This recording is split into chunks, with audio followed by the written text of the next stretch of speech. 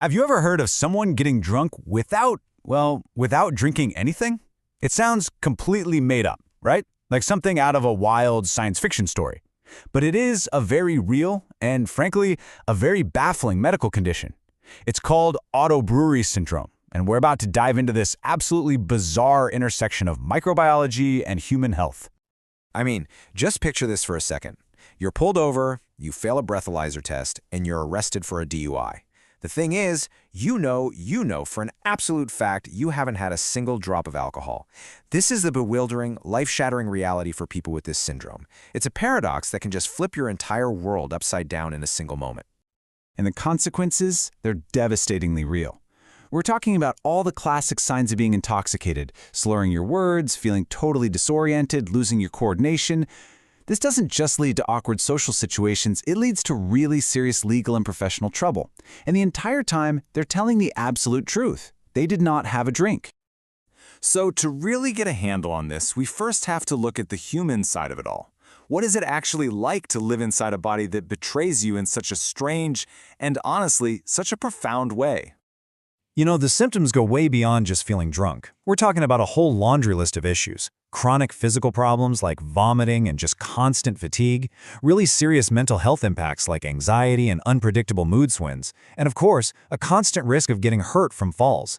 And maybe the most painful part? Imagine the incredible strain it puts on your relationships when your own friends and family start to doubt you, struggle to believe what's happening. So what in the world is going on here? How can a person possibly become intoxicated without actually consuming any alcohol? Well, the answer, it turns out, is hidden deep inside their own body. Let's pull back the curtain and unmask the microscopic culprits running the secret internal brewing operation. Okay, so the official name is Auto-Brewery Syndrome, sometimes called gut fermentation syndrome. And it's exactly what it sounds like. It's a rare condition where ethanol, yep, the exact same alcohol you'd find in a beer or a glass of wine, is produced endogenously. That means it's made inside your own body. And the factory for all this is your gastrointestinal system. And here's the kicker. The agents responsible for this aren't some foreign invaders. They are microbes that are, a lot of the time, a totally normal part of our gut ecosystem.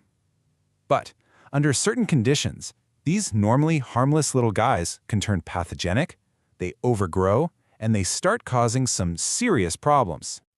So who's on this microbial most wanted list? Well, you might actually recognize that first one, Saccharomyces cerevisiae. That's literally brewer's yeast, the very same organism we use to make beer. How ironic is that? Other yeasts, like different species of Candida, are also common offenders.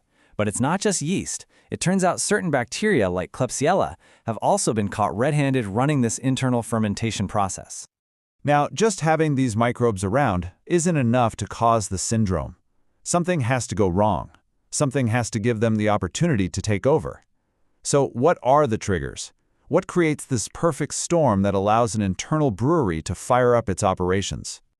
It's really a four-step chain reaction. First, something has to disrupt the delicate balance of the gut microbiome. A long course of antibiotics is a really common culprit. Second, this disruption gives those fermenting microbes a golden opportunity to multiply like crazy. Third, they need fuel, which they get in spades from a diet that's high in sugars and carbs. And finally, with the workers and the raw materials all in place, the fermentation kicks off and ethanol gets pumped directly from your gut into your bloodstream. So a few key risk factors can really help create that perfect storm. We already mentioned prolonged antibiotic use and those high-carb diets. But other things that affect the gut, like diabetes or Crohn's disease, can also make a person much more susceptible. And get this, even things like stress and skipping meals have been shown to play a role in making these episodes worse. As you can probably guess, getting a diagnosis for a condition that sounds this unbelievable is a huge challenge. So let's take a look at how doctors actually crack the case and prove that a patient isn't secretly drinking, but is, in fact, brewing their own booze. The biggest hurdle for doctors is telling the difference between auto-brewery syndrome and hidden alcoholism. With ABS, the patient is genuine in their denial of drinking, and their family almost always backs them up. Their symptoms don't pop up after drinking alcohol, they flare up after eating carbs. And, crucially, lab tests can show a massive overgrowth of these fermenting microbes in their gut, which you just don't typically see in cases of alcoholism. So the diagnostic process has to be incredibly thorough. It all starts with really detailed interviews and a battery of lab tests. Then, doctors have to rule out every other possible cause you can think of. But the gold standard, the real smoking gun, is what's called a carbohydrate challenge.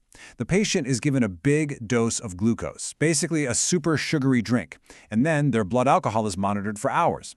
If that level starts to rise without them drinking any alcohol, well, there's your answer. And just how high can that blood alcohol level get? It's staggering. In one documented case, a patient's blood alcohol level was measured at over 400 milligrams per deciliter. To put that in perspective for you, the legal driving limit in most places is 80. This is 5 times the legal limit. That's a level of intoxication that could easily be lethal, and it's all being produced by the patient's own body. So, once this absolutely incredible diagnosis is finally confirmed, what happens next? Well, the goal of treatment is pretty simple, in theory. Shut down the internal brewery and bring some balance back to the gut's ecosystem. Let's see how they do it. The treatment really rests on 3 main pillars that all have to work together. Pillar number 1 is diet. By drastically cutting out sugars and carbs, you're essentially starving the fermenting microbes of their fuel. Pillar 2 is drug therapy. Based on what the lab cultures show, doctors prescribe very specific antifungals or antibiotics to wipe out the overgrowth. And pillar 3 is all about microbiome support, using probiotics to repopulate the gut with the good guys, and, so importantly, avoiding any unnecessary antibiotics from that point on. And for a lot of people, a single course of treatment can lead to a full recovery, which is fantastic news. But relapses are a very real risk, especially if a new round of antibiotics comes along and disrupts the gut all over again. But here is a truly fascinating and honestly tragic complication. After being constantly exposed to all this internally produced ethanol, some patients can develop actual real alcohol cravings and addiction even after the microbes are gone. Their brain has become physically wired for alcohol without them ever having made the choice to take a drink. And this brings us to what might be the most crucial takeaway from all of this, not just for doctors, but for every single one of us. When someone presents with all the signs of being drunk, but they swear they haven't been drinking, our default response really needs to be empathy, not immediate disbelief. This condition is a powerful reminder to listen to people and to consider even the most unlikely possibilities. And that leaves us with one final, pretty provocative thought. Auto-Brewery Syndrome is such a dramatic, extreme example of the power of our microbiome. So if these tiny organisms living inside of us can literally turn our guts into a brewery, what else are they silently doing? What other profound, hidden influences are they having over our health, our mood, our cravings, our behavior? It's a huge question that science is really only just beginning to answer.